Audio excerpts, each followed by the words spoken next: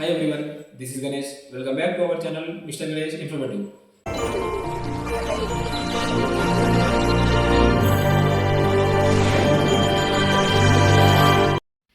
Hello guys, this is Ganesh. Welcome back to new video.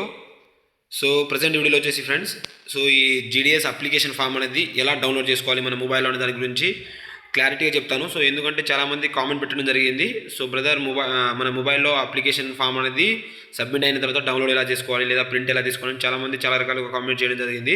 So మీ అందరికీ ఈ వీడియోలో అనేది సమాధానం దొరుకుతుంది. మ్యాక్సిమం మొబైల్లోనే డౌన్లోడ్ చేసుకోవచ్చు.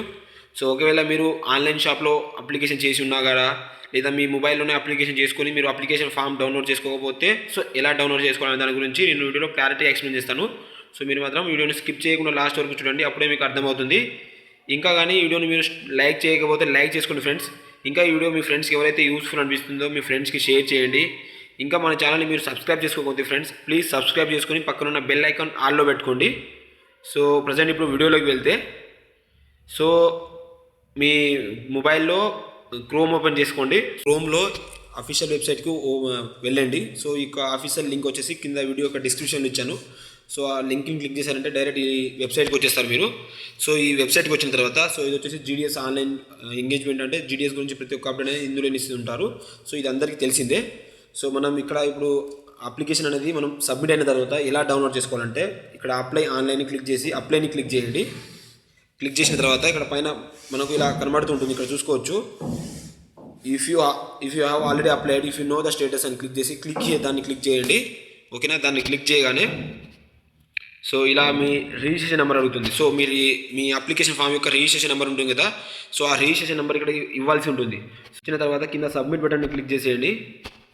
సో సబ్మిట్ క్లిక్ చేసిన తర్వాత మీరు దీంట్లో ఏదైతే మొబైల్ నెంబర్ ఇచ్చారో ఆ మొబైల్ నెంబర్ ఇక్కడ ఎంటర్ చేయాల్సి ఉంటుంది. సో మీ మొబైల్ నెంబర్ ఓటీపీ రాదు, మీరు జస్ట్ మీ మొబైల్ నెంబర్ అయితే ఎంటర్ చేయండి. ఇక్కడ ఆ మొబైల్ నెంబర్ ఇచ్చేసిన తర్వాత కింద ఉన్న ఈ క్యాప్చర్ని కూడా అక్కడ ఎంటర్ చేసేయండి. సో ఎంటర్ చేసేసి కింద ఉన్న నెక్స్ట్ బటన్ని క్లిక్ చేయండి. సో ఆ నెక్స్ట్ బటన్ క్లిక్ చేయగానే పేజ్ వచ్చేసి ఈ విధంగా ఓపెన్ అవుతుంది. సో ఇక్కడ మీ అప్లికేషన్ అనేది చూసుకోవచ్చు ఫ్రెండ్స్ మీరు వచ్చేసి. సో ఇది ఫ్రెండ్స్, ఇందులో మీరు ఏమేమి ఇచ్చారు, ఏమేమి మిస్టేక్ చేశారని దాని గురించి ప్రతి ఒక్కటి కనబడుతూ ఉంటుంది. మీరు సో ఇక్కడ మీ ప్రిఫరెన్స్ కింద కనబడుతూ ఉంటుంది, మీ అప్లికేషన్ అనేది ప్రతి ఒక్కటి కనబడుతుంది. సో ఇప్పుడు దీన్ని ఎలా డౌన్లోడ్ చేసుకోవాలంటే, ఇక్కడ పైన 3 డాట్స్ ఉంది కదా, దాన్ని క్లిక్ చేసేయండి.